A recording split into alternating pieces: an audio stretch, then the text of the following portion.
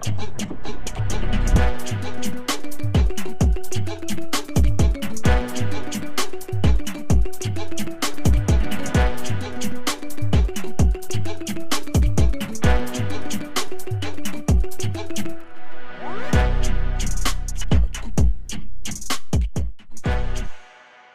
today is a Titan weather impact day. What that means is that the weather will have an impact on your day. That's thanks to Tropical Storm Eta, the center of circulation about 50 miles towards the north and west of Key West, but we will see those indirect impacts today across central Florida. A little bit of drier air working into the system, but nonetheless still expected to maintain tropical storm intensity and even grow stronger into a Category 1 hurricane into the coming days. We do have tropical storm warning as far north as Brevard County, extending across the southern portions of the peninsula down to the Florida Keys and all along the U.S. Gulf Florida coast. So we're going to continue to keep an eye on it. Those winds are already picking up into the early morning hours, gusting anywhere from 30 to 40 miles per hour. Of course, those winds are a bit stronger where the center of circulation is.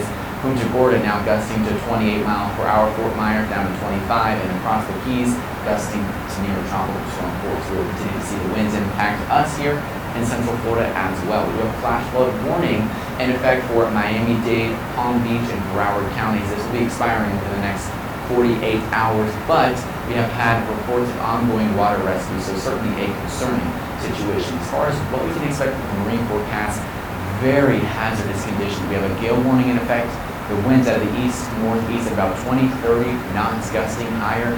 Seas 13 to 15 feet. So that's over a 2-story, 3-story building at times. Now, as far as our local buoy data, this is about 20 nautical miles east of Cape Canaveral. Wind speeds currently 29 miles per hour with gusts to tropical storm force winds.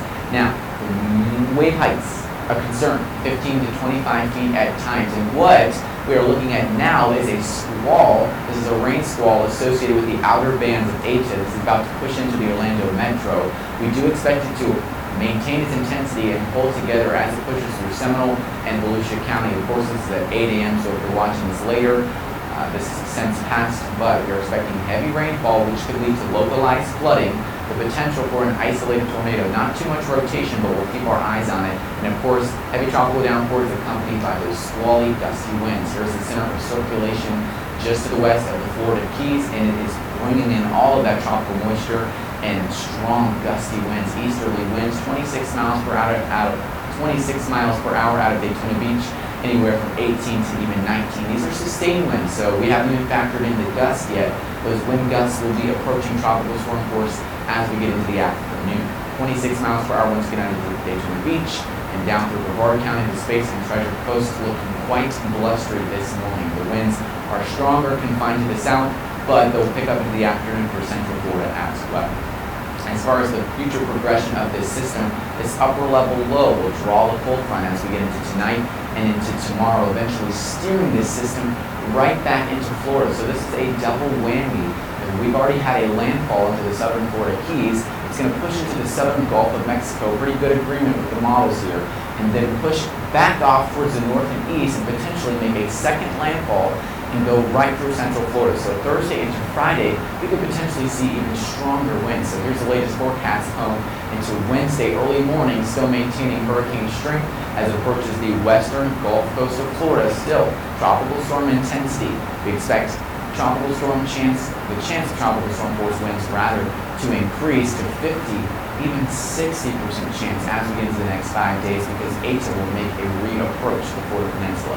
Not only are we talking about an increase in winds, rainfall is going to be a concern. Localized flooding, especially in those poor drainage, low-lying communities, could be talking about several inches of rain, locally higher amounts certainly possible. And a flood watch does remain in effect for southern Florida. We'll see if this gets extended into central Florida, but as of now, still confined to South Florida. For today, scattered rain, gusty squalls of tropical rainfall, heavy downpours at times, wind gusts 40 to 50 miles per hour. That's why we are now in a Titan weather impact day. I'll be here tracking the storm, giving you all of the updates. Otherwise, as we look at futurecasts, onshore flow, strong gusty winds pushing those feeder bands into central Florida by 7 o'clock, still dealing with heavy downpours into parts of Seminole County, off towards Volusia, Lake, and Sumter counties, all dealing with that heavy rain. There is an isolated risk for a tornado Now that won't be widespread, but any of these showers and squalls coming offshore could have a little bit of rotation, so we'll keep a very close eye on that. Of course, if anything does become severe, I'll have your first alert. 90% chance of rain today, 100% chance of rain in most communities. Easterly winds anywhere from 25 to 35 miles per hour, and of course tracking a couple more disturbances. This heightened 7-day forecast, windy, blustery today, with 70% coverage of showers and storms. By the time you get into Tuesday and into Wednesday, we start to slack off on the winds and the rain, but that picks up again on Thursday and Friday as Eta reapproaches. I'll have continuing coverage all day.